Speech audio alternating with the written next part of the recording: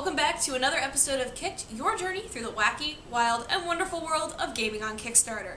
If you haven't noticed, our last couple episodes have been entirely video game focused, but there is so much more out there in the gaming world on Kickstarter, and we're going to focus on some of the other projects that exist out there that are either tabletop, card games, or some unusual projects that will help you out in your gaming life. So without further ado, let's get started. Our first game this week is called Castle Assault, and it is a 1 to 2 player physical card game.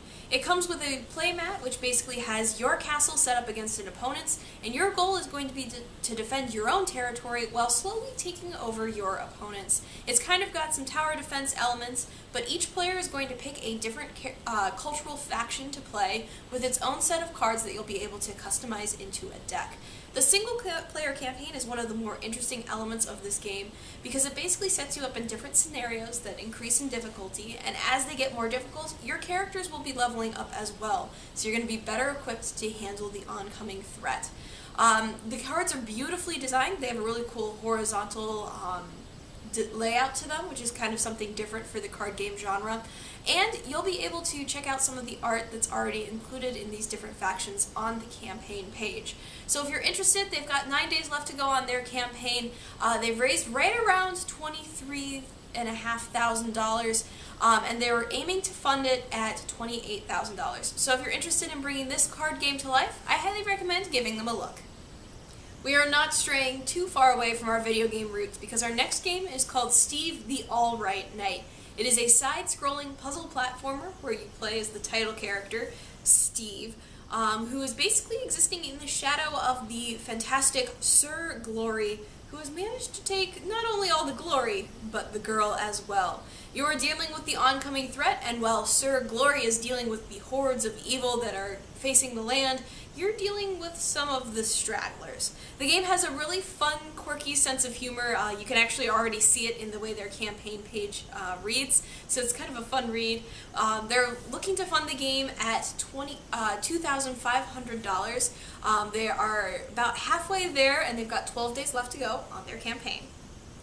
Our next campaign is called Blades in the Dark, and it is a tabletop role-playing game. Basically, you're going to be playing as the characters as a crew of scoundrels who are basically trying to make their way in a city full of thieves. The really cool thing about this game is it's going to be very customizable. They've meant to leave it pretty open, and your crew is going to have its own character sheet. So not only are you going to be leveling up the different characters, but over time you'll be able to level up your group as a whole as you try to take power in this city. The one cool mechanic with this game is they're encouraging quick planning. So in a lot of tabletop games, and I've been guilty of this, when a decision must be made, the players spend a lot of time talking about all the possible outcomes of the situation instead of actually playing the game.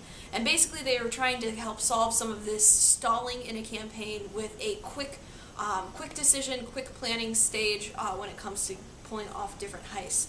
This is probably one of my personal favorites. It actually reminds me of a campaign that I had been trying to homebrew myself, so I'm probably going to be giving this game a little bit of backing as well. I wish I could fund everything, but I have to be a little more picky. And basically, they've already hit their funding goal, which was only at $7,500. But with increased funding, they're going to be unlocking new different campaign skins, some different setting adventures and things like that. And they've got 11 days left to go on their campaign. So if you're interested in working as a band of thieves in a haunted city, I highly recommend giving this one a look. Our final campaign this week is called City of Brass, and it is an RPG management app. For those of you who are really involved with tabletop RPGs, whether online or offline, this is going to be a way for you to kind of manage your campaign, create characters, as well as do a lot of planning that comes involved with running some of these games. It's going to be device agnostic, so no matter what you use to access it, you'll be able to use it, whether it be an Android device, tablet, PC, or laptop. They're all going to be supported. And it's going to come pre-programmed with a lot of the major titles, so if you want to run a D&D 5th edition or 3.5 edition, you're a big fan of Pathfinder, all of those rule sets will already be pre-programmed in the app, so it turns into just kind of a drag-and-drop situation. They're going to be, as part of some of their stretch goals, helping out expand some of those pre-programmed campaigns, so you'll be able to add in different formats and systems into the app as well. And if you're just someone who wants to do a homebrew campaign or has their own system, you'll be able to plug in your own information as well. As a player, you will be able to plug in your character information and send it to your GM so that they can see what's going on. And as a GM, you'll be able to manage all of your campaign information, develop different characters, scenarios, and encounters. And it will also include things like story building tools or world building tools, so as you kind of set up your campaign, you'll be able to easily control where it's going. And everything will be interconnected so you can quickly build things off of what you already have created. This is going to be a subscription-based app, so once it launches there will be some kind of fee. They haven't announced what that is yet, but if you fund on the Kickstarter level, you'll be able to get beta access and see what it's all about. They've got 7 days left to go on their campaign. They are already funded at their $5,000, which will help support some of their expansion as they kind of introduce players and people into the system, and some of their stretch goals will add some of those more of those game systems. So if you're interested in an RPG management tool, I highly recommend giving this one a look. Well guys, that's all the campaigns I have to cover this week. If you're interested in anything I discussed in this show, you can check out links to all of their campaigns in the description below if you'd like to give them some backing. As always, if you're interested in something that I got it. That's all the campaigns I have for this week. As always, you can find links to all of these campaigns if something caught your fancy. They're all listed in the description below.